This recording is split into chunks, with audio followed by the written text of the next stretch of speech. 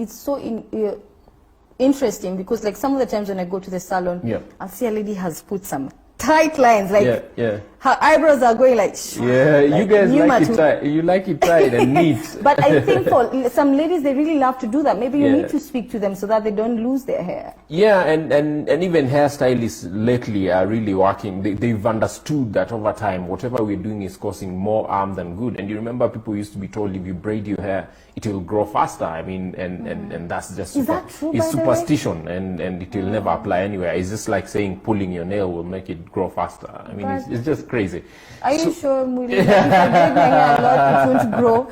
No, I mean, if you braid your hair, it will grow. If you don't braid your hair, it's gonna grow.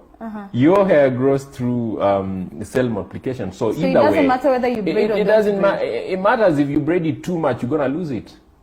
Yeah, and ideally we are born with around 100 to 150,000 hair follicles on the scalp.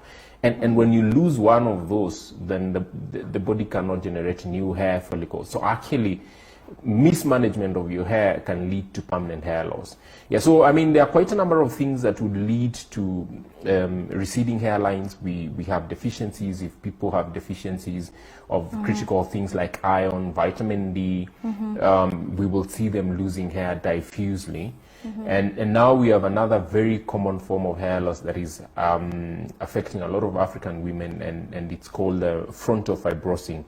And this is an autoimmune problem where your own white blood cells start attacking your own hair follicles. And what happens in this case? It's a stress-related form of hair loss, and when I say stress, it's not necessarily psychological stress. Of course, that could be a cause, but it could be medication, it could be that you are hospitalized for a period of time, it could be that you've changed the climate, or you've moved from one place to another, the diet and all. It's quite a number of things can actually trigger that.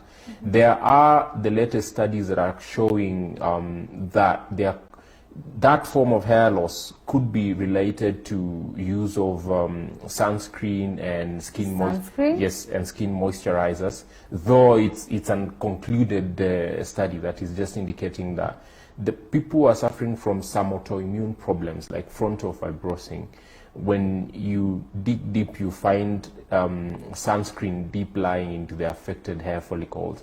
And the explanation is that vitamin D is very important for the immunity of your own hair follicles. So when you have decreased levels of vitamin D, then the immunity of your own hair follicles really decreases, and it can bring about inflammation, and you lose the hair follicles.